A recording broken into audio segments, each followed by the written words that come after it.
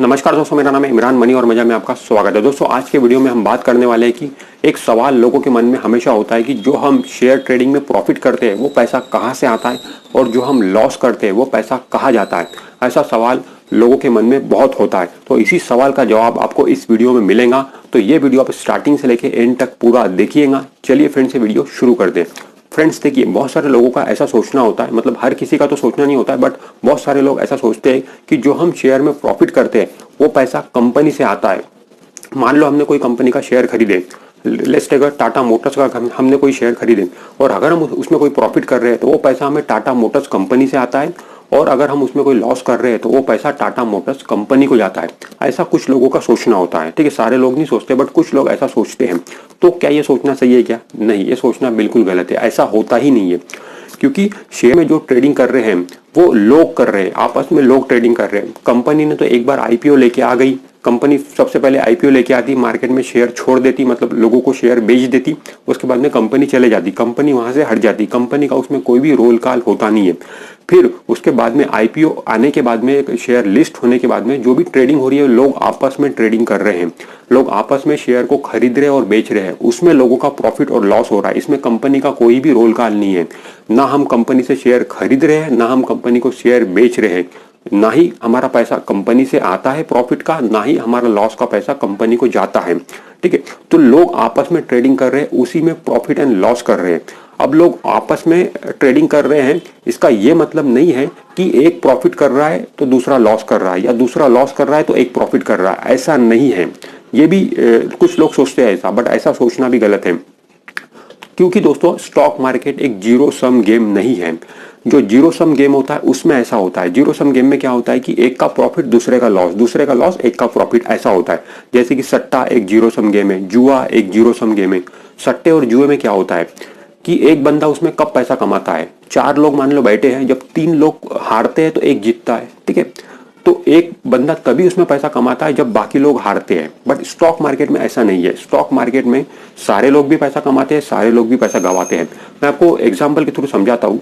दोस्तों stock market को बोला जाता है कि सट्टा है, जुआ है, बट ऐसा नहीं है। ये सट्टा जुआ नहीं है, क्योंकि ये जीरो सम गेम नहीं है। यहाँ पर देखिए, मैं एक एग्जांपल के थ्रू समझाता हूँ। मान लो कंपनी ने एक आईपीओ लेके आई, लेट्स टेक एग्जांपल हम रिलायंस इंडस्ट्रीज का समझ लेते हैं। ठीक है, हम एग्जाम्पल ये समझते हैं, रिलायंस इंडस्ट्री का भाव तो इस समय 1500 रुपए वगैरह चल रहा है, बट हम 100 रुपए हम उसका भाव मान के चलते हैं ताकि आपको इजीली समझ में आ जाए। ठीक है, रिलायंस इंडस्ट्रीज ने आईपीओ लेकर आई, कंपनी ने शेयर आईपीओ के जरिए बेची, एक इन्वेस्टर ने खरीदा, मिस्टर राकेश ने मान लो वो शेयर खरीद लिया। ठीक है, 100 रुपए में वो शेयर खरीदा आईपीओ में। ठीक है, अब वो 100 रुपए तो मुकेश अंबानी के पास में चले गए।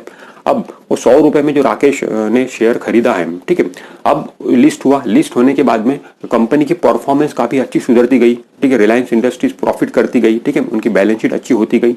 तो फिर मिस्टर राहुल करके कोई बंदा आया, वो शेयर खरीदने के लिए इंटरेस्टेड था, तो उसने 150 रुपए में वो शेयर खरीद लिया, क्योंकि राहुल को पता था कि ये शेयर और आगे बढ़ने वाला है। इसीलिए मिस्टर राकेश ने 150 रुपए में उसे शेयर बेच दिया।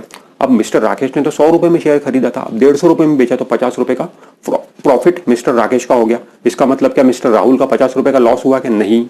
अब मिस्टर राहुल ने 150 रुपए में जो शेयर खरीदा है उसने मिस्टर रोहित को 200 रुपए में बेच दिया, मिस्टर रोहित ने मिस्टर मंगेश को 250 रुपए में बेच दिया, मिस्टर मंगेश ने मिस्टर नितिन को 300 रुपए में बेच दिया। तो इस तरीके से हर एक बंदे ने ऊपर ऊपर के भाव पे शेयर को बेचते चले गए और हर आदमी ने उसमें प्रॉफिट किया।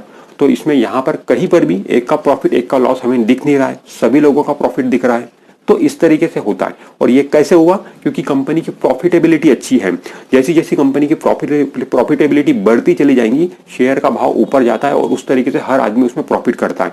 ये हमने प्रॉफिट का समझ लिए। तो इस तरीके से दोस्तों प्रॉफिट के पैसे आते हैं। ठीक है, अब लॉस का समझ लेते हैं कि हमारा जब लॉस होता है तो पैसा कहाँ जाता है। देखिए दोस्तों, फिर वही एग्जाम्पल, आईपीओ से मिस्टर मंगेश ने मान लो शेयर खरीद ली 100 रुपए पे। ठीक है, अब वो 100 रुपए पे आईपीओ से खरीदने के बाद में वो शेयर लिस्ट हुआ, लिस्ट होने के बाद में कंपनी की परफॉर्मेंस खराब हो गई। अब कंपनी की परफॉर्मेंस खराब होने के बाद में जो शेयर मिस्टर मंगेश ने खरीदा है आईपीओ में 100 रुपए में, अब वो 100 रुपए के ऊपर बिक नहीं रहा है, नीचे बिक रहा है। मिस्टर राहुल करके बंदा आया, उसने 90 रुपए में वो शेयर खरीद लिया और मिस्टर मंगेश ने वो शेयर बेच भी दिया, क्योंकि उसे पता है कि शेयर अब नीचे जाने वाला है, क्योंकि कंपनी की परफॉर्मेंस खराब हो रही है। तो जो भी भाव मिल रहा है उसमें बेच के निकल जाओ, तो उसने बेच दिया। 90 रुपए में शेयर बेच दिया। अब मिस्टर राहुल ने जो 90 रुपए में शेयर खरीदा था, कंपनी की परफॉर्मेंस और खराब होती चली गई। मिस्टर राहुल ने और नीचे के भाव पे मिस्टर रोहित को बेच दिया 80 रुपए पे। मिस्टर रोहित ने मिस्टर यामिनी को बेच दिया, सॉरी मिस यामिनी को बेच दिया 70 रुपए में। तो इस तरीके से नीचे नीचे के भाव पे लोगों ने शेयर को बेचते चले गए क्योंकि कंपनी की परफॉर्मेंस खराब होती चली गई। तो इस सिनारियो में क्या हुआ, इस सिनारियो में सारे बंदे लॉस करते चले गए। ठीक है, क्यों लॉस करते चले गए? क्योंकि कंपनी की परफॉर्मेंस खराब होती चली गई। ठीक है, तो इससे यही समझ में आ रहा है कि स्टॉक मार्केट एक जीरो सम गेम नहीं है। यहाँ पे जब शेयर का भाव बढ़ता चला जाता है तो हर आदमी उसमें प्रॉफिट करता है, और जब शेयर का भाव नीचे आता आता जाता है कंपनी की परफॉर्मेंस खराब होने के कारण, तो हर आदमी उसमें लॉस करता जाता है।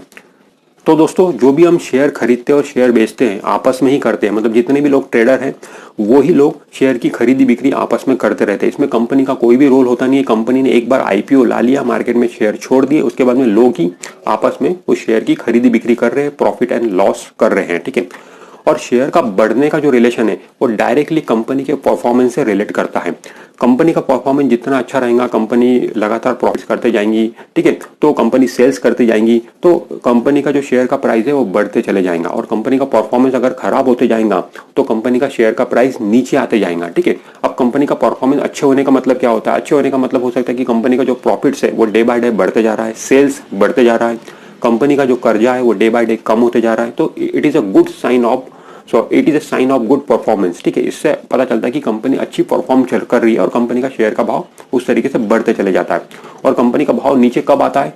जब कंपनी बैड परफॉर्म कर रही है। बैड परफॉर्म का मतलब होता है कि कंपनी का जो प्रॉफिट्स है वो डाउन हो रहा है, सेल्स डाउन हो रहा है, कंपनी का कर्जा बढ़ रहा है, तो it is a sign of bad performance. ठीक है, तो इस तरीके से कंपनी का प्राइस गिरता है, और जब प्राइस गिरता है तो सारे बंदे उसमें लॉस करते हैं। ठीक है, तो इस तरीके से कंपनी का जो शेयर का भाव बढ़ रहा है तो उसमें सब कमा रहे हैं, शेयर का भाव गिर रहा है तो उसमें सब गवा रहे हैं। तो इस तरीके से इसमें प्रॉफिट एंड लॉस होता है दोस्तों लोगों का।